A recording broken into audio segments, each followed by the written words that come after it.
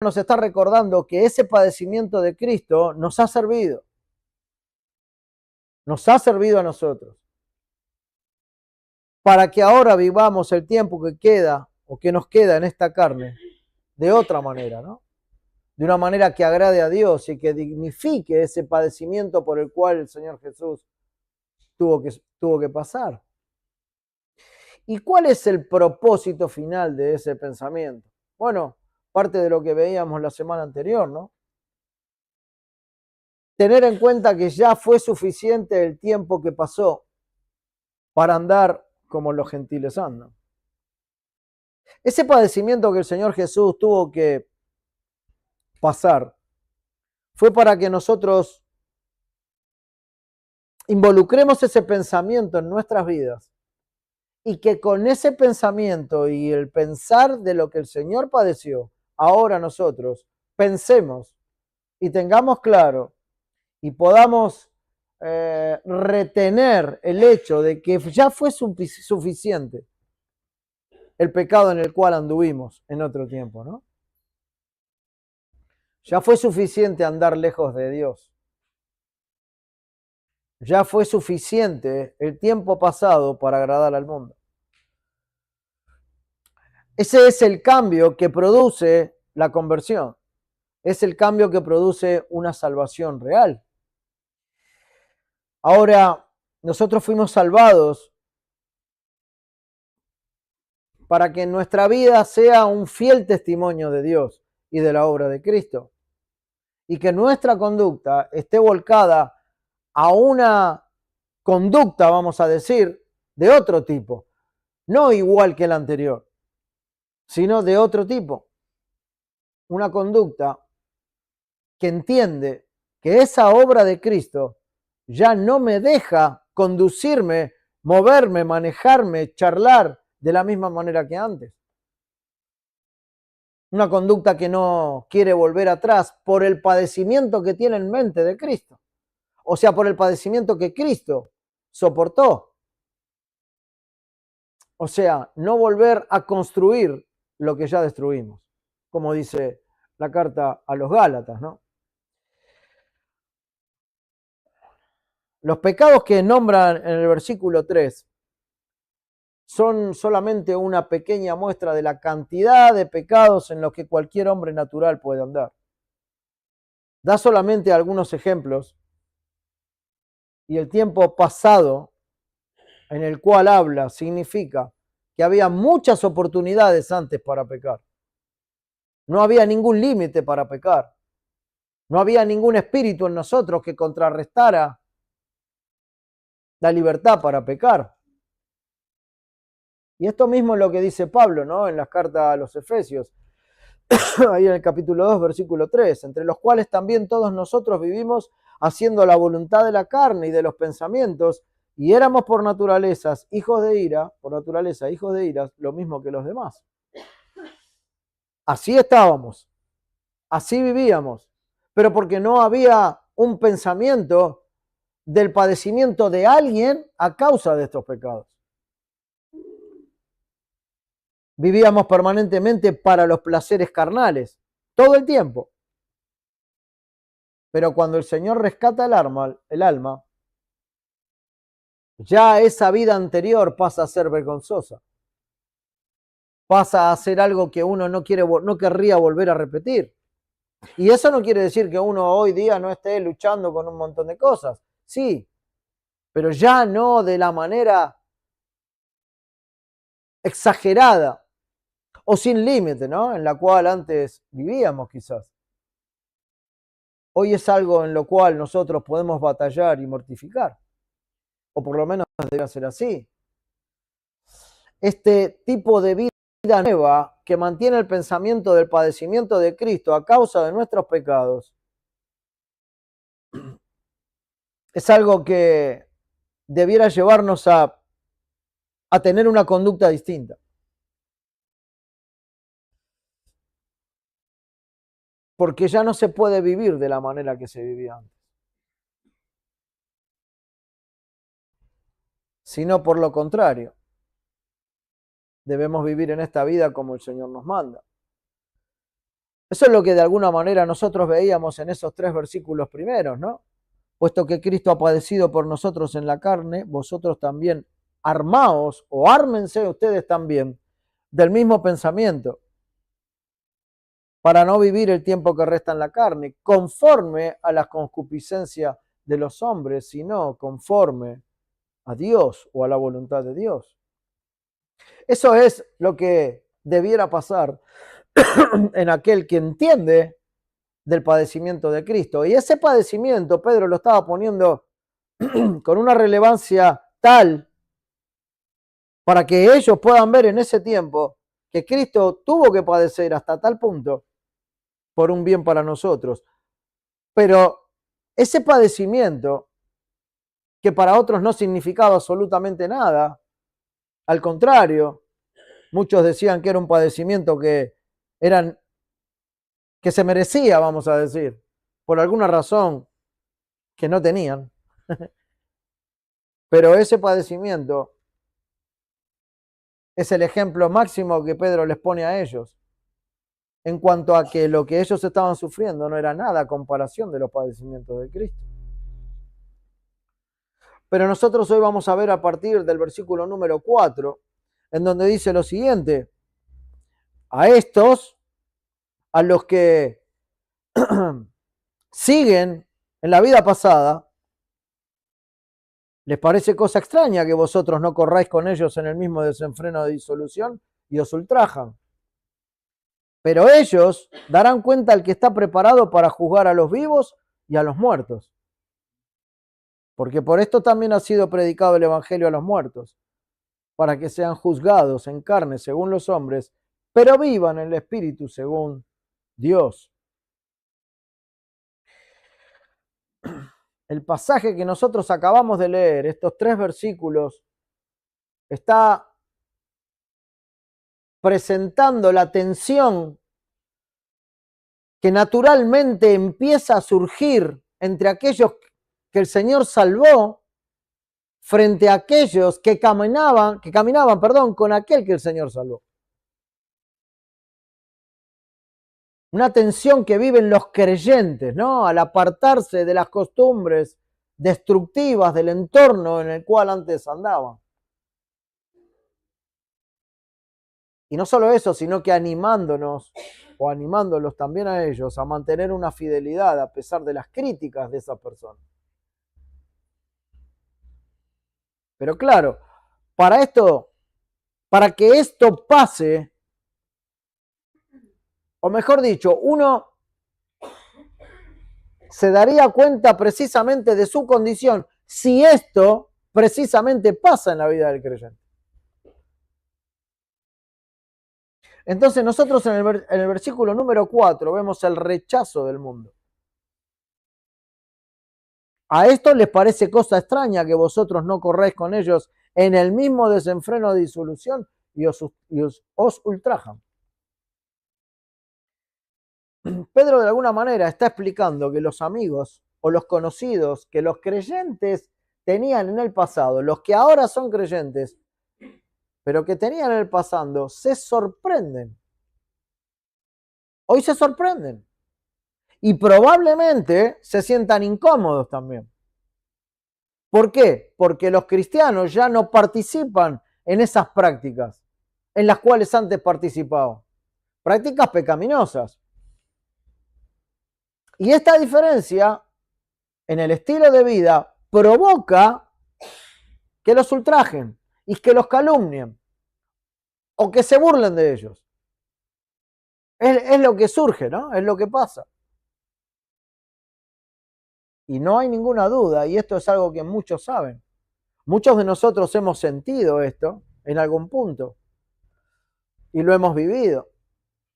Que viniendo del mundo y luego de ser como ellos siguen siendo, pero ahora rescatado o atrapado por el Espíritu del Señor, quitándolos de una miseria o una vida miserable y volcada al pecado, ahora esta nueva realidad es algo que aquellos que andaban con nosotros, que vivían como nosotros, que pecaban como nosotros, que se manejaban como nosotros, ahora ven cierta traición de nuestra parte, porque ya no hacemos lo mismo.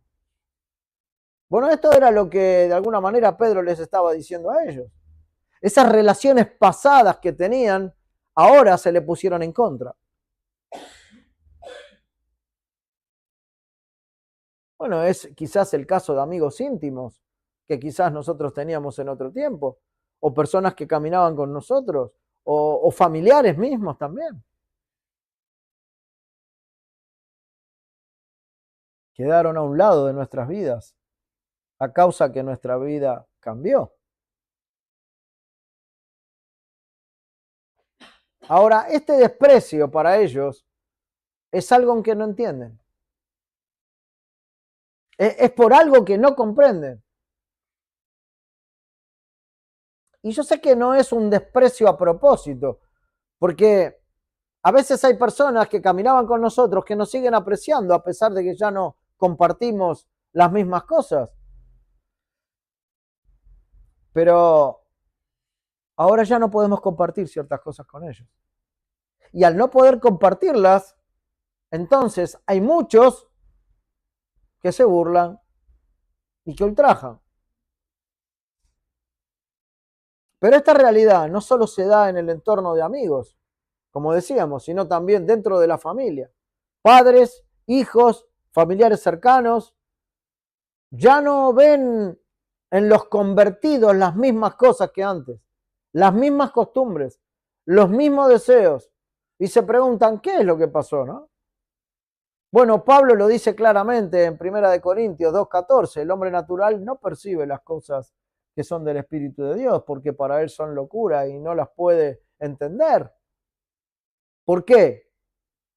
Porque se han de discernir espiritualmente. Entonces, cuando recibimos el Espíritu del Señor para andar como Él desea que andemos, ya pasamos como a otro plano, un plano que ellos no comprenden porque siguen en la carne. Entonces, para ellos es una locura el vivir de esta manera. Pedro dice que para ellos es extraño que ya no corran la misma carrera, que ya no les gusten las mismas cosas, que no tengan en cuenta el tiempo pasado de amistad o de cercanía familiar que había, que ya no tengan las mismas charlas o que ya simplemente no compartan las mismas cosas o los mismos tiempos. Ese desenfreno de otro tiempo que se refiere a una maldad desbordada o ya por demás, digamos, sin ningún límite, ahora no es compartido por los hijos de Dios. Y claro, esto no le va a gustar al mundo. Esto no le va a gustar. No querrá ver una cosa así, no quiere. Esta nueva vida acompañada de una nueva conducta y de una nueva actitud que busca agradar a Dios, a ellos no les sirve. Dice, a esto les parece cosa extraña que vosotros no corráis con ellos en el mismo desenfreno de disolución. O sea, antes, Pedro les está diciendo, ustedes antes corrían de la misma manera que ellos. Tenían las mismas actitudes, tenían los mismos comportamientos, agradaban al hombre, ¿no? Bueno, esto ahora produce antipatía de parte de ellos, de los que quedaron en el mundo. Entonces, ultrajan a los hijos del reino. Buscaba alguna ilustración, se dice, sobre este tema, y encontré algo. Dice que el salmón, el pez, ¿no? Salmón, tiene una característica única. Se dice que nace en ríos de agua dulce, pero los ríos son de agua dulce. Viaja al océano para crecer en tamaño, ¿no?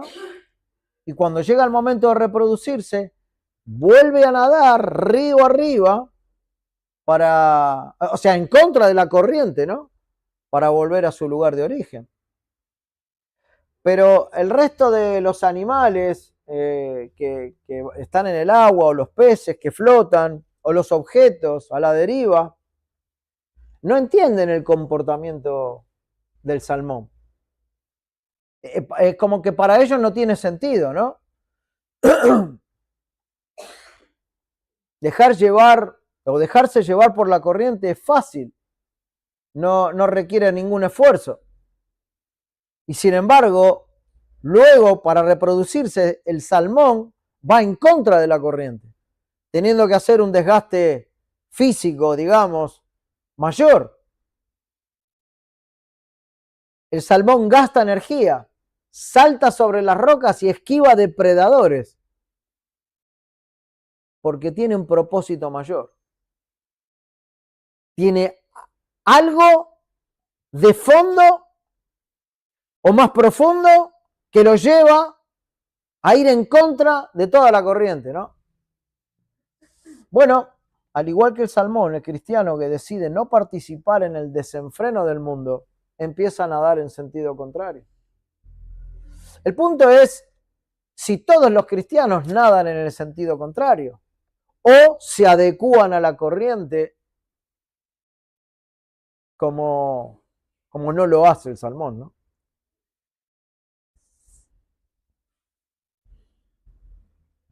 La sola presencia contra la corriente muestra la dirección del río.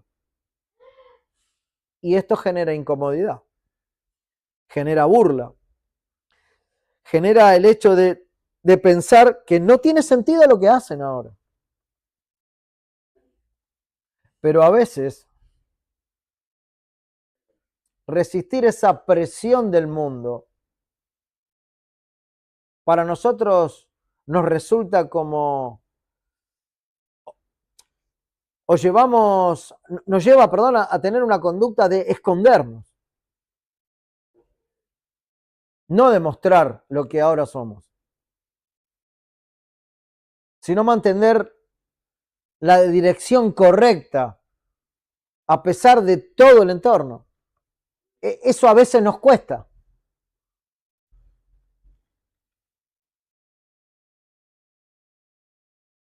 A veces tampoco identificamos que nos está pasando esto. Nos estamos acomodando de a poco a ellos.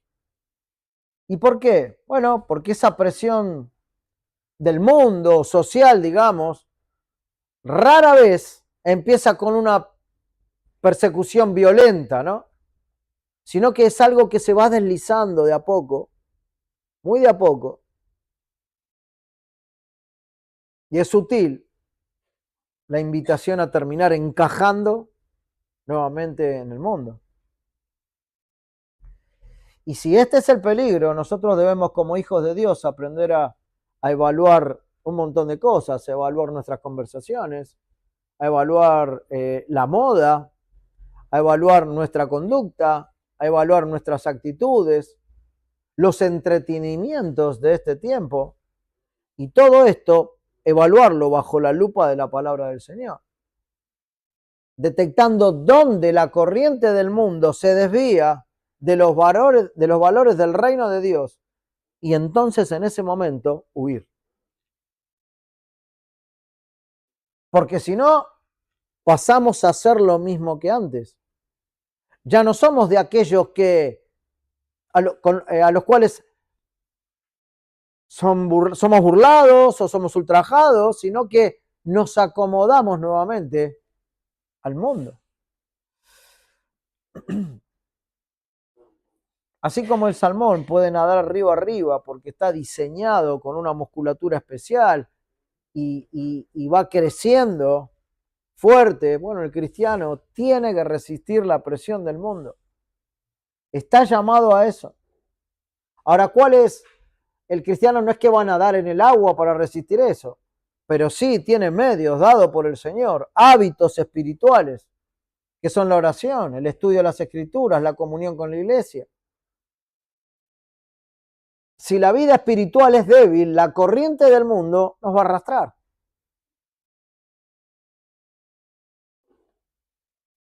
Pero la razón por la que soportamos la incomprensión o el aislamiento temporal, es porque nuestra meta no es la aprobación humana, sino la de Dios. Y eso es lo más importante. La vista tiene que estar puesta no en el hombre, sino en Dios. ¿Qué pensamiento tiene Dios de mí? ¿Qué es lo que piensa Dios de mí? No lo que piensa el hombre. El rechazo del mundo es, en realidad, una confirmación de que estamos nadando contra la corriente. Por lo tanto, Pedro lo que les estaba diciendo es, a esto les parece cosa extraña que ustedes no corran más con ellos en el mismo desenfreno de disolución. Y los ultrajan. Mejor que sea así. Mejor que sea así. Que ellos noten que ustedes van contra la corriente. Mejor que la iglesia hoy vaya contra la corriente. Y que si les ultrajan, no importa. Y van a sufrir por eso, no importa. Y va a haber padecimiento, no importa. Porque el que va a bajar el martillo, si es que está bien o mal lo que estamos haciendo, es el Señor. Y eso nos lleva al versículo número 5, porque dice, pero ellos darán cuenta al que está preparado para juzgar a los vivos y a los muertos. Así que estos se burlan, pero no va a quedar ahí. Estos los ultrajan y ustedes sufren por esto, pero no va a quedar ahí, tranquilos. Porque el Señor, o ellos, darán cuenta al que está preparado para juzgar.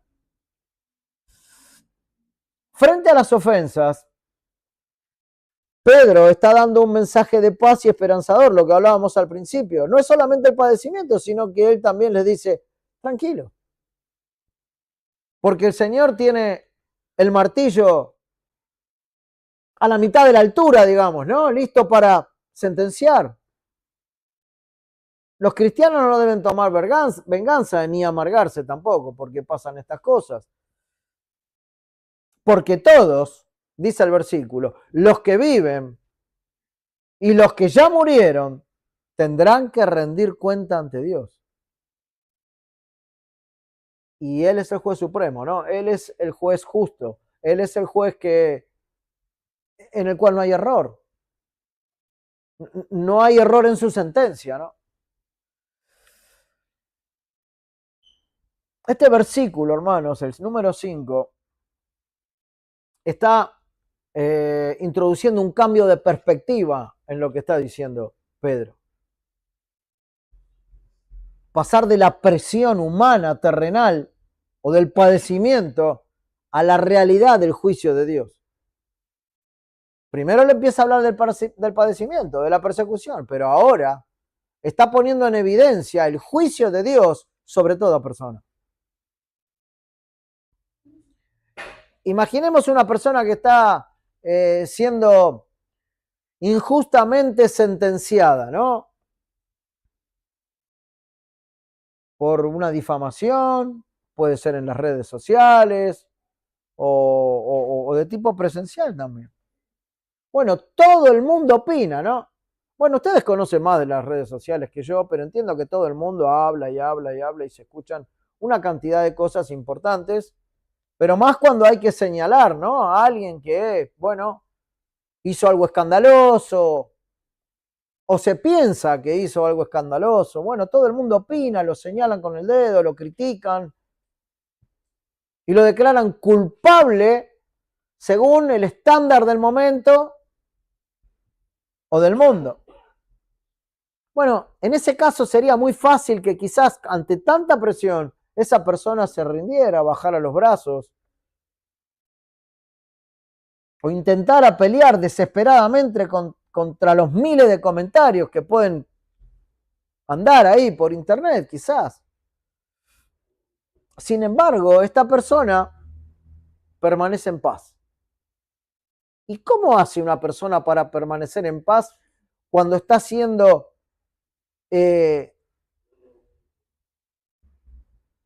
por todos lados difamada, con un montón de epítetos o quizás hasta de injurias y malas palabras? ¿Cómo puede mantenerse en paz? Porque sabe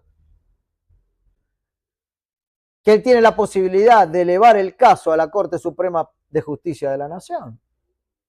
Y que ese conjunto, ese jurado que está ahí, quizás pueda equivocarse, y él tiene la posibilidad de elevarlo más alto el caso.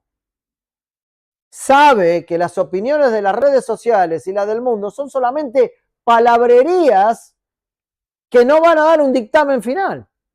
El que va a dar el dictamen final va a ser el juez. El juez supremo que tiene todas las evidencias y que no se va a dejar llevar por el clamor popular o por todo lo que dicen los demás. Él sabe y está en paz porque el juez es el que va a dictaminar definitivamente. El versículo 5 dice que aquellos que nos juzgan, aíslan o ultrajan por no seguir su corriente, darán cuenta al que está preparado para juzgar. Y entonces la opinión del mundo en general es como ese tribunal local, ¿no? O como las redes sociales. Pero no tiene ninguna autoridad. Aquellos que ultrajaban a los hijos de Dios en ese momento no tenían ninguna autoridad. Lo único que podían hacer es ultrajar. La opinión pública del mundo es como ese tribunal. Pero la opinión que realmente importa es la del juez supremo, no la de los hombres. La de los hombres es pasajera, está tendida a error, está empapada de pecado. El contexto de resistir la presión de aquellos que nos ultrajan por no vivir de la misma manera nos enseña que el temor a Dios nos libera del temor que podemos tenerle a los hombres. Bueno, la palabra dice, teman más aquel que puede enviar el alma al infierno, ¿no? Cuando nosotros entendemos que Dios es el juez justo, dejamos de gastar energía intentando quedar bien con el mundo. O demostrarle al mundo que tenemos razón o tratando de pagar con la misma moneda. Ya dejamos de lado la discusión y empezamos a pensar como piensa el Señor, que decía, encomiendo la causa a aquel que juzga justamente. La resistencia que el cristiano tiene no debe ser una resistencia agresiva, no debe ser una resistencia violenta, es una resistencia en paz, una resistencia amorosa, piadosa, pacífica, provocada por la obra del Espíritu, que descansa en la justicia de Dios, en la justicia final de Dios. Ahora, ¿por qué a veces cedemos a esto? ¿Por qué a veces nos gana la violencia, nos gana la discusión, nos gana nuestra falta de dominio propio?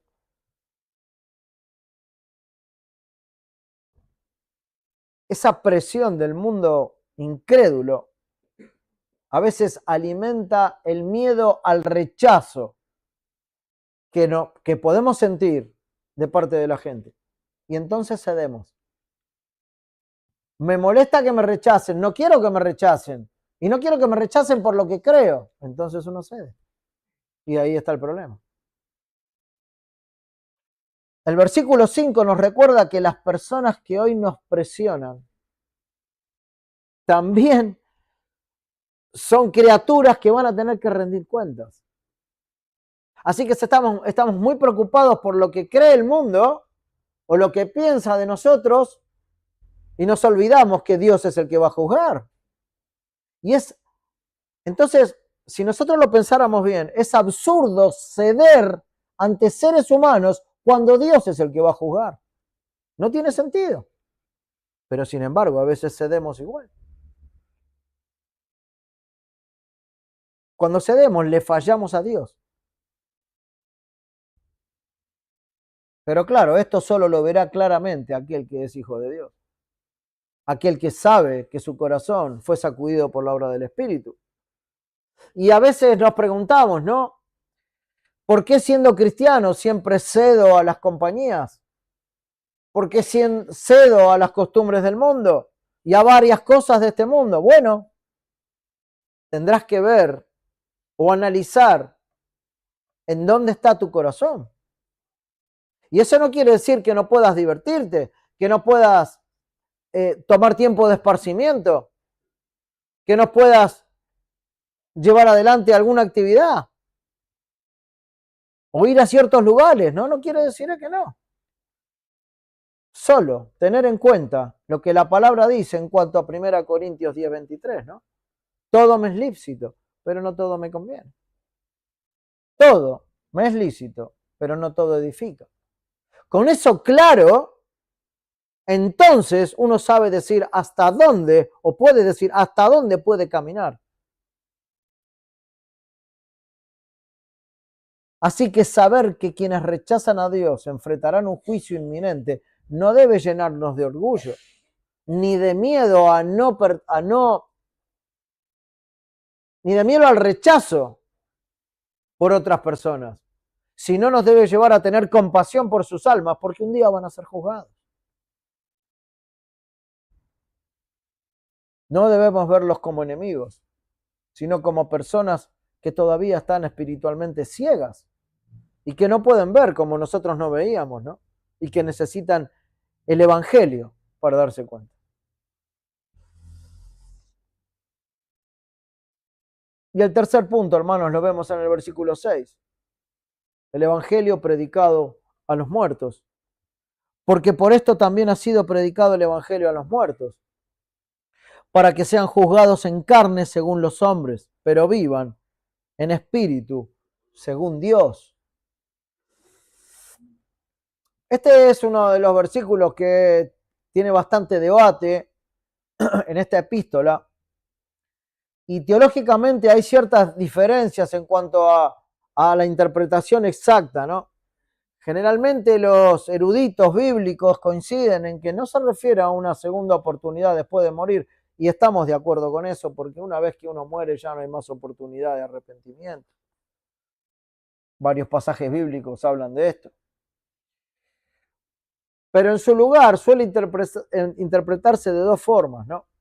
Una, que el Evangelio fue predicado a los creyentes que ya habían fallecido físicamente en el tiempo que se escribió la carta, y que aunque físicamente sufrieron la muerte común a todos los hombres, sin embargo, espiritualmente tienen vida eterna en Dios.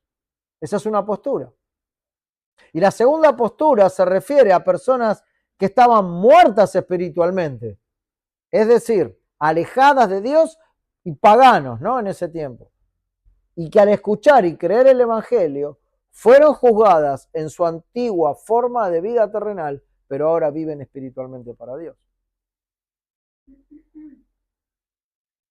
Esas son las dos posturas generales que hay en cuanto a este pasaje. El versículo 6 dice que el Evangelio fue predicado para que los creyentes sean juzgados en la carne según los hombres, pero vivan en el Espíritu según Dios. Los cristianos que ya murieron sufrieron el veredicto injusto y despreciado o despectivo de la sociedad de la época en la cual escribe Pedro. Fueron marginados, fueron perseguidos y tomados por tontos quizás. El mundo los juzgó y la muerte pareció su derrota, ¿no? Porque muchos murieron por lo que creían. Entonces, esta gente encima de lo que creían, murieron así, de esta manera, ¿no? Teóricamente es como si hubieran sido derrotados. Pero el veredicto de Dios no decía esto fue una derrota para ellos. El veredicto de Dios fue totalmente opuesto. Porque a pesar de lo que el mundo pudo haber dicho o hecho en su contra, hoy ellos viven espiritualmente para siempre. Porque el veredicto final lo da el Señor. El juicio del mundo terminó siendo algo temporal de esa época. Lo mismo que puede estar pasando con nosotros hoy día, aquellos que nos ultrajan, se burlan por lo que creemos, por los principios bíblicos o por lo que expresamos. Es un veredicto fugaz que dura un tiempo. Termina siendo algo temporal. Y terminó siendo algo temporal para los que recibieron la carta de Pedro, porque la vida que Dios les dio es eterna. Así que el mundo estaba hasta equivocado en el veredicto. El éxito de la vida cristiana, hermanos, es a los ojos de Dios, no es a los ojos de los hombres. Por eso Pedro les decía, ustedes ya no corren así. Y no importa si ellos se burlan, sigan corriendo como tienen que correr. Este es un versículo que nos da consuelo, le da consuelo definitivo al creyente, ¿no? Que se siente a veces asfixiado por la presión que el mundo tiene sobre el cristianismo. Y le ayuda a redefinir el significado de ganar o perder en la vida. Hermanos, nosotros tenemos que aceptar que el mundo nunca va a validar nuestra fe. Aquellos que hasta el momento en que el Señor los salve, nunca van a validar nuestra fe.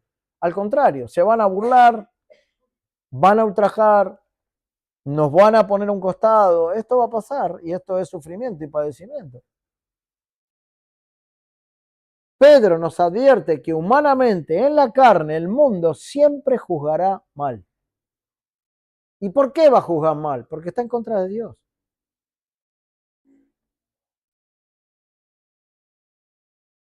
El que busca aprobación del entorno para sentirse seguro en su fe, se va a terminar sintiendo frustrado. Porque el mundo no va a aprobar nuestra fe.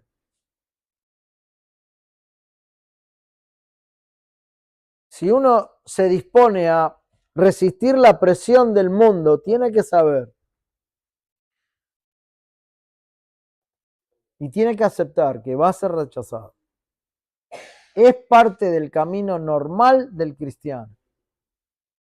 Por eso ahí también podemos ver si realmente somos cristianos.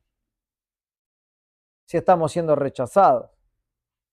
Bueno, algunos que no son tan hostiles y no rechazan, pero sin duda no escuchan nada de lo que decimos, ¿no? Y es más o menos lo mismo. La presión del mundo puede ser muy efectiva, porque nos hace enfocar solamente aquí, en el aquí, ¿no? En el aquí y ahora. Este versículo 6 final nos obliga a levantar la mirada hacia la eternidad, donde está el Señor, quien va a juzgar justamente. Quienes ceden a la presión terrenal, lamentablemente, no permanece fiel. La victoria final ya está asegurada, hermano. La aseguró el Señor en la cruz. Y este versículo es un recordatorio de que la muerte física o el rechazo del mundo no tienen la última palabra. El Evangelio tiene el poder de darnos una vida que ninguna crítica, ninguna burla o ley del momento humana puede destruir. El Evangelio tiene poder para eso. Nuestra victoria no se mide por la cantidad de personas que nos aplauden en este mundo o por la cantidad de personas que están de acuerdo con nosotros en este mundo. De ninguna manera. La victoria se mide porque ya vivimos con Dios y ya estamos con Él. Vamos a terminar con un versículo, Mateo 16, del 25 al 27. Porque todo el que quiera salvar su vida la perderá. Y todo el que pierda su vida a causa de mí la hallará. Porque ¿qué aprovechará el hombre si ganare todo el mundo y perdiere su alma?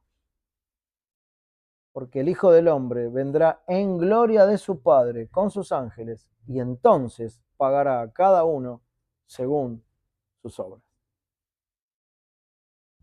Oremos, hermano.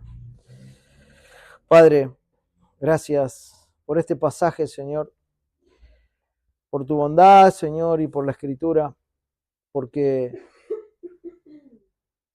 nos da a reflexionar, Señor, el hecho de que seguramente padeceremos por lo que creemos, seremos expuestos quizá a vituperio, Señor. Varias cosas pueden suceder con los cristianos, Padre,